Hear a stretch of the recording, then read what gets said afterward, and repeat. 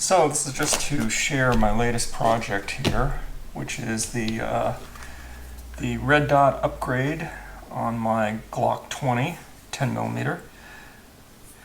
Couldn't leave well enough alone, and with all the popularity of the dovetail mount, the new dovetail mount, so you don't have to really do anything. You just really push the rear iron sight out and push the new plate in, the dovetail plate. I used this one here. It was really good. This I forgot what it cost, but it was maybe 15 bucks or something. Could be 20 at the most. But it's this DPP titanium. I don't think it's titanium. I think that's just the name of the company. But it's a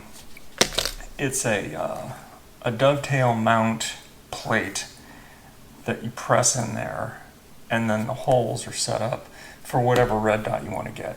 So it's a pretty good deal. I was very happy with the way it went on and such. I don't know if any of you have had to use a push tool, a sight tool that pushes the iron sight out, that pressed fit. It's really not fun. I've tried a couple of different ones, and they just don't. They're just cumbersome and more of a hassle than they're worth. A good vise with the padded locks, the padded grips there that come on and off, just to clamp on to the slide, and a good nylon punch set, as opposed to a steel one in a good vise, is really all you need. And the nylon punch sets are they're really good because if you're afraid of scratching anything or slipping using a steel punch. Now a steel punch would work.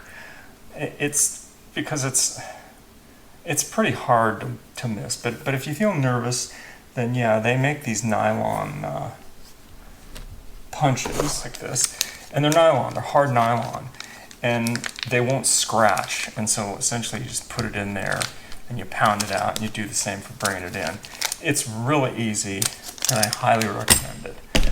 You also need a liberal use of Loctite blue, because this on the slide goes through a lot of motion, as can well be expected. It's going to come loose really quick if it's not Loctited hard in.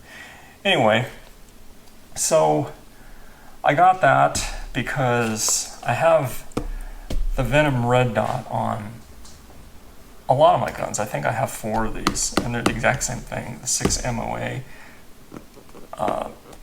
bright red light. I was kind of hesitant to use any red dot on a semi-auto, just because these weren't as common, these dovetail mount things. These make it really easy. I tried it on one of my Desert Eagle 58E barrels, because it has a Picatinny mount, and it was kind of ridiculous. I mean, there's really no point on this, so I'm not going to count that as an attempt on a semi-auto. Anyway, that's it. That's my new addition. Why I did it was I just sight better. I mean, when you get older, it seems that these are so much easier to zero in on things. It's quickly, as opposed to with the iron sights. Now it might just be me, but I get a lot of benefit from red dots. So since I shoot kind of crummy with this anyway, this particular gun, and I check the. I use a laser bore sighter for most of this stuff, just for a quick and dirty lineup. And when I checked the iron sights on this, they were dead on. I mean, they were perfect. The factory iron sights are perfect, so I'm certainly not blaming the factory iron sights.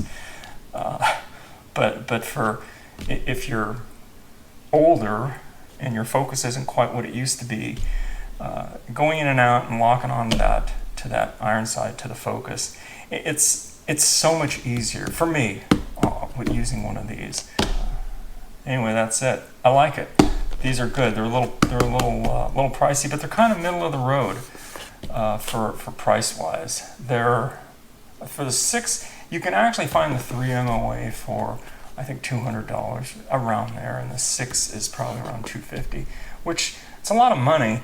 But other red dots, I can't think of them off the top of my head, but they're a lot more. I mean, you can pay like $300, $400, $500. For me, I didn't see the point, but I'm very comfortable with the Venom brand. Like I said, every one works perfect on every gun I have that I've gotten these on.